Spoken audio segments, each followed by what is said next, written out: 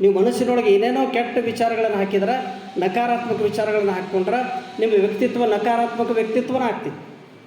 ವಿಚಾರಗಳು ಸಕಾರಾತ್ಮಕವಾಗಿದ್ದರೆ, ಒಳ್ಳೆಯದಿದ್ದರೆ ನಿಮ್ಮ ವ್ಯಕ್ತಿತ್ವ ಸಕಾರಾತ್ಮಕ ಪಾಸಿಟಿವ್ ಪರ್ಸನಾಲಿಟಿ ಆಗ್ತದೆ.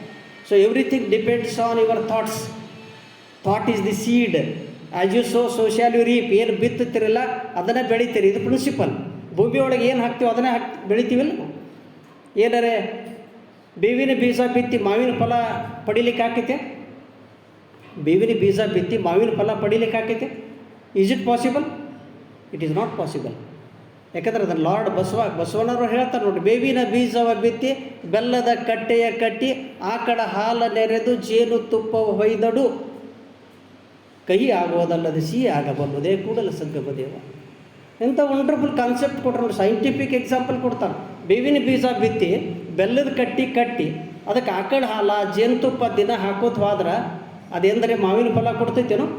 ಬೇವಿನ ಫಲನೂ ಕೊಡೋದಿಲ್ಲ, ಕಹಿ ಫಲನೂ ಕೊಡೋದು. ಅಂದ್ರೆ ಒಳಗೆ ನಾವು ನಕಾರಾತ್ಮಕ ವಿಚಾರಗಳನ್ನು ತಲೆಯೊಳಗೆ ಇಟ್ಕೊಂಡು ಬೇಕಾದಂಥ ಕ್ಲಾಸ್ ರೂಮ್ದೊಳಗೆ ಕೂತು ಏನು ಬೇಕಾದ ಮಂತ್ರ ಪಠನ ಮಾಡಿದ್ರೂ ಒಳಗೆ ಏನು ಇಟ್ಕೊಂಡಿರಲ್ಲ ಅದೇ ಬೆಳೀಲಾಕತ್ತಿರ್ತೈತಿ. ಸೊ ಒಳಗೆ ಏನು ಇಟ್ಕೊಂಡಿವಿ ಅನ್ನೋದು ಭಾಳ ಮುಖ್ಯ. ಒಳಗೆ ಬೀಜ ಏನೈತಿಲ್ಲ, ಬೀಜ ಸೀಡ್ ಇಸ್ ವೆರಿ ಇಂಪಾರ್ಟೆಂಟ್.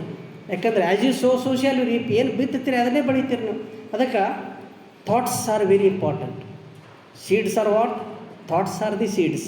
ನೀವು ಏನು ಥಾಟ್ಸ್ ಅದಾವೆ ನಿಮ್ಮ ಮನಸ್ಸಿನೊಳಗೆ, ಆ ಥಾಟ್ಸ್ ಏನಾಗ್ತಾವೆ ಅಂದ್ರೆ ಆ್ಯಕ್ಷನ್ ಆಗಿ ಕನ್ವರ್ಟ್ ಆಗ್ತಾವೆ.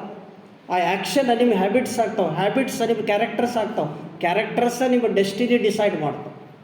So everything depends on your thoughts.